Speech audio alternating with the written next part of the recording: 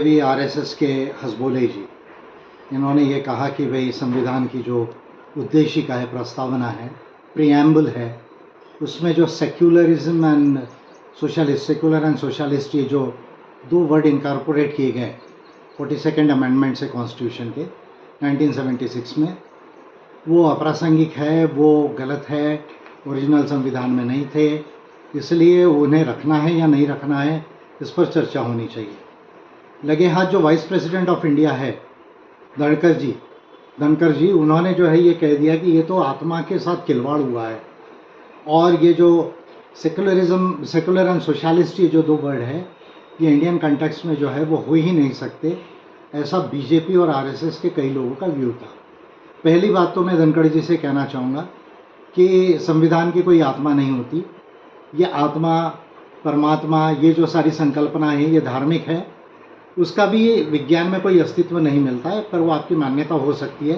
पर संविधान का प्रीएम्बल होता है, उद्देशिका होती है, प्रस्तावना होती है, और according to the Indian constitution जो आर्टिकल 368, आप कोई भी positive amendment, progressive amendment constitution में कर सकते हैं। और क्योंकि प्रीएम्बल ऑफ द कॉन्स्टिट्यूशन भी कॉन्स्टिट्यूशन का ही पार्ट है, इसलिए उसे अमेंड किया जा सकता है। रही बात कि सेकुलर होना चाहिए या नहीं होना चाहिए, मैं कहता हूं कि बिल्कुल होना चाहिए, क्योंकि स्टेट का, राज्य का कोई धर्म नहीं होता। आपका स्वयं का धर्म हो सकता है, आप चाहे धर्म को मानो या ना मानो, पर जो स्टेट होता है, कंट्री होती है, उसका धर्म नहीं होता है, और उसको न्यूट्रल रहना चाहिए अपने अफेयर्स में। जो भी रिलीजन है वो जो मानते हैं उनमें माने, जो नहीं मानते हैं वो नहीं माने, लेकिन स्टेट का अपना कोई रिलीजन नहीं होगा।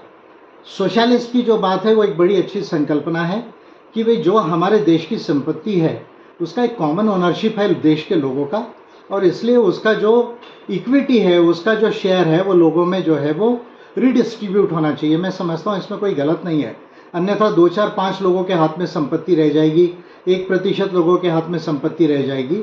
और इसलिए 42nd अमेंडमेंट से ये जो दोनों इनकॉर्पोरेट किए गए वो बिल्कुल सही है। ये बात मैं कह रहा हूँ कॉन्स्टिट्यूशन ऑफ इंडिया में, we the people of India do solemnly resolve to constitute India into a sovereign socialist secular democratic republic. ये जो आज की जो पोजीशन है वो बिल्कुल सही है। और ये जो धनखड़ जी का कहना है कि संविधान को अमेंड नहीं किया जा सकता, मैं ये कह रहा हूँ कि संविधान को पॉजिटिवली और प्रोग्रेसिवली अमेंड किया जा सकता है, including the preamble of the constitution. और ये पावर पार्लियामेंट को है, आर्टिकल 368 में है। और कॉन्स्टिट्यूशंस तो चेंज होते ही रहते हैं, कॉन्स्टिट्यूशंस तो अमेंड होते ही रहते हैं। और आप कह रहे थे धनखड़ जी की कोई प्रीएम्बल अमेंड नहीं हुआ।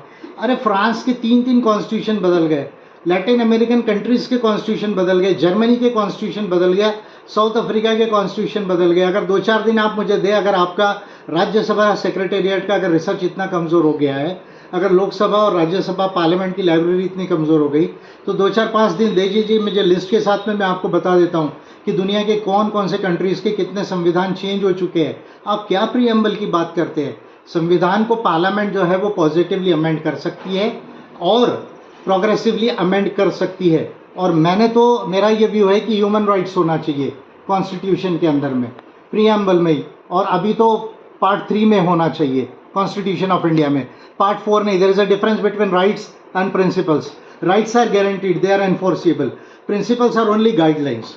दूसरा, मैंने रिजर्वेशन के एक्सपांशन के लिए भी दिया है, आदिवासियों के इंडिजिनस राइट्स के लिए भी, जो जल, जमीन, जंगल और संस्कृति के अधिकार है उसको भी दिया है। और मेरा ये मानना है कि जो बेसिक स्ट्रक्चर डॉक्ट्रिन है, जो जर्मनी से बोरो की सुप्रीम कोर्ट ने, जस्टिस कोनार्ड से, कार्ल स्मिथ से, एबिस सिसिल से और मारो हॉरोरू से, तो कॉन्स्टिट्यूएंट पावर को भी जो है वो अमेंड किया जा सकता है, बेसिक स्ट्रक्चर को भी अमेंड किया जा सकता है, लेकिन उसकी प्रोसीजर अलग है।